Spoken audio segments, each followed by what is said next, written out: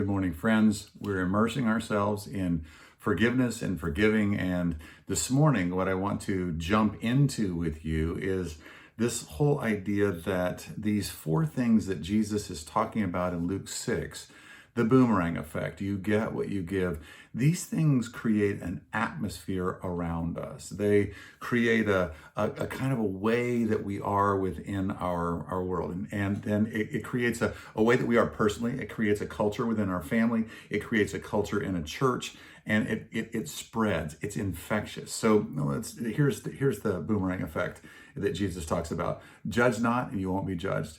Condemn not, and you won't be condemned. Forgive, and you'll be forgiven. Give, and it will be given back to you. So let's think about those things for just a moment in terms of how those things play out and how they work their way into the soil of our lives. So if you are a judgmental person, it creates a judgmental atmosphere around you. And so those people are going to feel judged by you when they're with you. They're going to feel condemned when they're with you. They're going to feel like it's not particularly safe.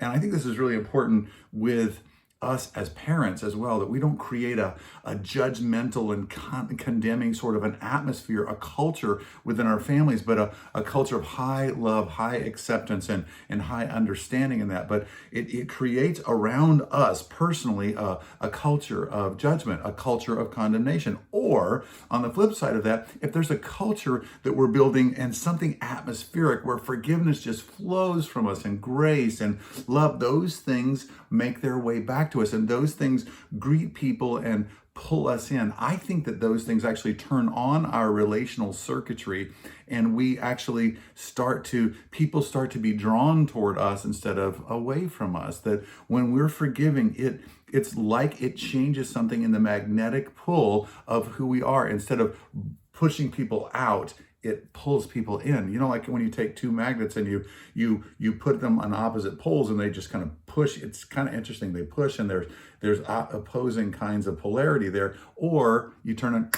and they just are drawn together. That's the way that judgment and condemnation work. Wow, with people in terms of the culture and forgiveness and giving. If we are creating within ourselves, within our family, within our church, within our business, within our school and our friend group and all those things, if we are creating a culture of forgiveness and a culture of forgiveness and reconciliation and a culture of giving and generosity, people just are drawn to that, because that's how that magnetism works with God, that God has built this into us. He's like, and think about Jesus. Jesus is forgiving, and people are just drawn to him. They're drawn to him in this extravagant sort of a way, and he's not even forgiven them yet.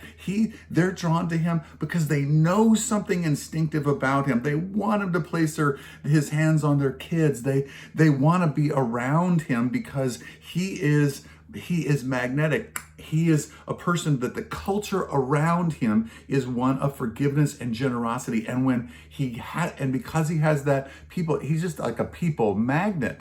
And I've found that that's the case for all humans, that if we are generous, if our lifestyle is generous, people are drawn to us. If our lifestyle is judgmental and condemning, the people that are being drawn to us are other judgmental and condemning people.